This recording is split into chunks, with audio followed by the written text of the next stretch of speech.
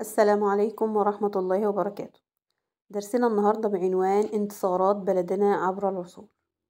عايزين نعرف ايه أهم انتصارات الجيش المصري عبر العصور منذ عصر الدولة القديمة وعصر الدولة الوسطى وعصر الدولة الحديثة. الجيش المصري هو من أقدم الجيوش في العالم، وحقق الكثير من الانتصارات على مر العصور. فمصر تعرضت منذ عصر المصريين القدماء وحتى القرن العشرين للعديد من هجمات الأعداء، والسبب طبعا في الهجمات ديت أو إن هم عايزين يستولوا على بلدنا، إن هم عايزين يستولوا على ثرواتها والخير اللي موجود فيها. والجيش المصري كان ليه دور مهم جدا إن هو بيصد هذه الهجمات على مر العصور. نبدأ مع عصر الدولة القديمة. كان الملك زوسر. في بداية الأسرة الثالثة اتعرضت مصر لهجوم بعض القبائل على الحدود، نهي على الحدود الشمالية الشرقية. فالملك زوسر سارع إن هو يعمل توحيد لجيوش الأقاليم، ووحد الجيوش وعمل تنظيم وتسليح لها، ونجح إن هو يصد هذه الهجمات، ونجح في حماية أرض شبه جزيرة سيناء. يبقى الملك زوسر وحد جيوش الأقاليم وصد الهجمات على حدود مصر الشمالية الشرقية، وحمى شبه جزيرة سيناء. أما في عصر الدولة الوسطى، تعرضت مصر لغزو الهكسوس في نهاية عصر الدولة الوسطى أو في عصر الضعف الثاني، يعني في الفترة اللي كان فيها ضعف، لأن كان هناك صراعات ما بين الحكام، كان في فوضى موجودة في البلاد، وظلوا يحكمون البلاد نحو قرن ونصف القرن. تحرير مصر من الهكسوس بقى بدأ التحرير مع الملك سقن رع، هو اللي بدأ الدور إن هو يواجه الهكسوس، ولكنه قتل. وبعد كده اتولى ابنه كاموس الكفاح ضد الهكسوس. وعلى الرغم من ده، إلا إن الملكة إياح حتب زوجة سقن رع وأم كاموس وأم الملك أحمس برضه، يبقى هي هنا شجعت ابنها الملك أحمس على تحرير البلاد من الهكسوس. يعني مثلا ما اكتفتش وقالت لا إن هي زوجها وابنها قتل في الكفاح، لا بل بالعكس، كانت ضربت مثال على الشجاعة والتضحية وحب الوطن والانتماء طبعا والدفاع عن البلد، وشجعت ابنها الملك أحمس على تحرير البلاد. ويعد الملك أحمس هو بطل التحرير وطارد الهكسوس ومؤسس عصر الدولة الحديثة. وبكده تم تحرير مصر في نهاية عصر الأسرة ال17 على يد الملك أحمس. عصر الدولة الحديثة كان من أشهر الملوك طبعا الملك تحتمس الثالث والملك رمسيس الثاني. الملك تحتمس الثالث قاد حوالي 16 حملة عسكرية لتأمين حدود مصر، ولم يهزم خلالها الجيش المصري. كان من أشهر المعارك هي معركة مجدو. الملك تحتمس الثالث عمل مفاجأة للعدو بتخطيط طبعا غير متوقع، فاختار دخول مدينة مجدو في فلسطين أقصر الطرق وأكثرها خطورة وصعوبة.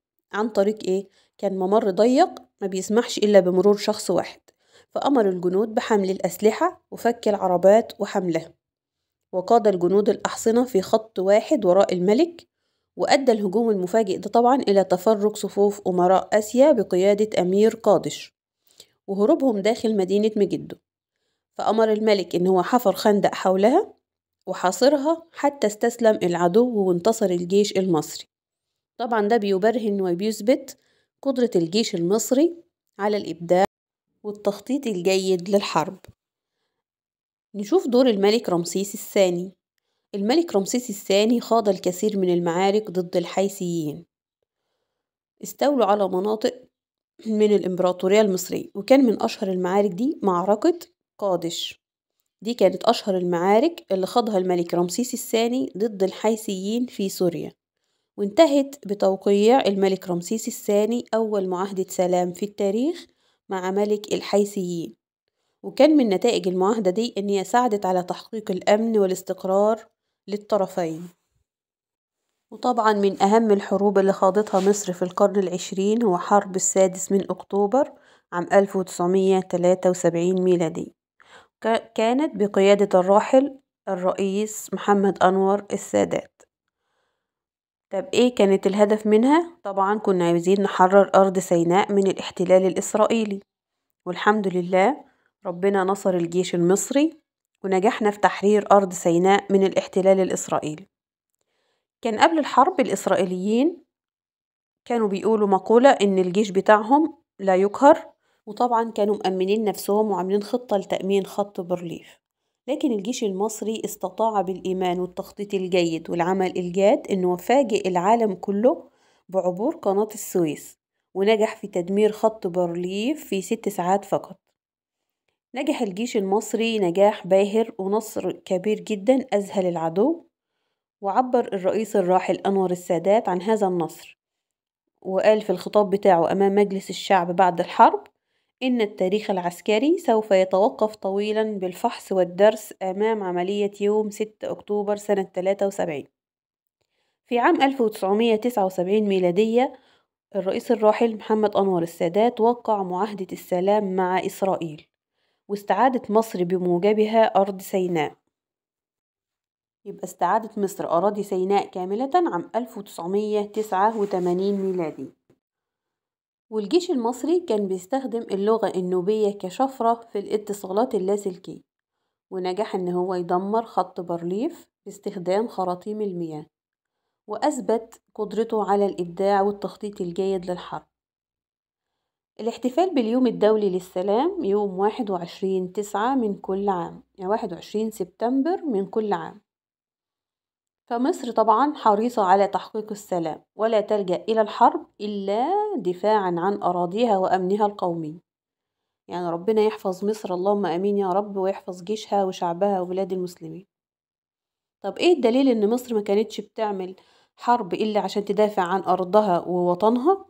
الدليل إن إحنا كنا بنعقد معاهدات سلام مع غيرنا من الدول، ومن أشهرها طبعا المعاهدة اللي عقدها الملك رمسيس الثاني قديما بين مصر والحيثيين، وحديثا المعاهدة اللي عقدها الرئيس الراحل محمد أنور السادات بين مصر وإسرائيل.